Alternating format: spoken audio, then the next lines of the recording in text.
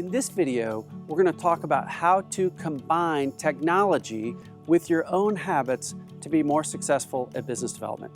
A lot of times we'll have somebody come up with one of our classes and almost imply they could program everything into Salesforce or LexisNexis Interaction or Microsoft Dynamics or some other CRM and say, oh, I can program this stuff in there, right? And it'll take care of itself. Not so much.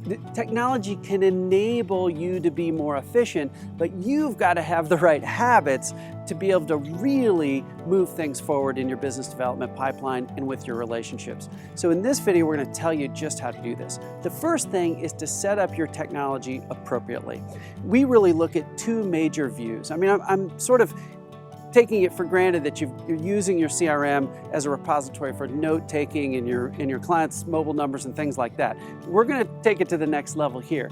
And what we want you to do is two things. One is build in an opportunity list or an opportunity pipeline with various steps that when you see those steps, you know what you're going to do next. Our steps are really oriented around the client, meaning where would they say we're at in the client process versus where we would say it is at. Most folks program their CRM from our perspective: meet client, send proposal, close deal. You know, almost like they're cavemen or something. But the problem with that is it really incentivizes you to nag the heck out of your clients. Did you get my proposal? Did you get my email following up on my voicemail about the proposal? We want you to orient it from the client's perspective. The steps we use are listen and learn.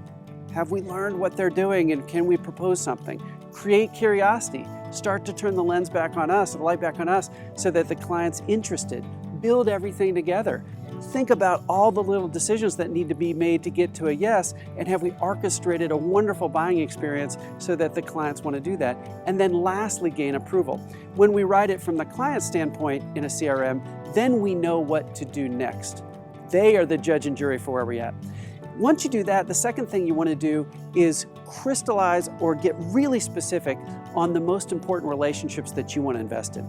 This is a different view because these people may or may not have an opportunity for you right now, but you know over the next 2, 3, 4 years, if you invest in those relationships, you're going to have the most success. These might even be people that never buy from you, but provide you with referrals or other lead generation means. We call those folks strategic partners.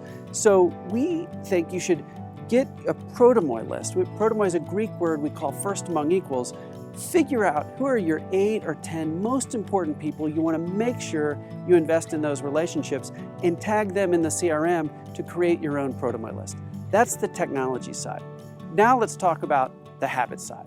On the habit side of things, we can look at some research by Anthony Greenwald out of the University of Washington. He really dug into voter habits and why do some people vote and some people not vote. We can broaden that to think of why do some people do things they intend to do more than others. And Greenwald's research shows a couple things. Level one is when you put something in a to-do list, you have a higher likelihood of doing it. If you put something in your to-do list and you schedule time to do it, visualizing where you'll do the task, there's a higher likelihood that you'll do it.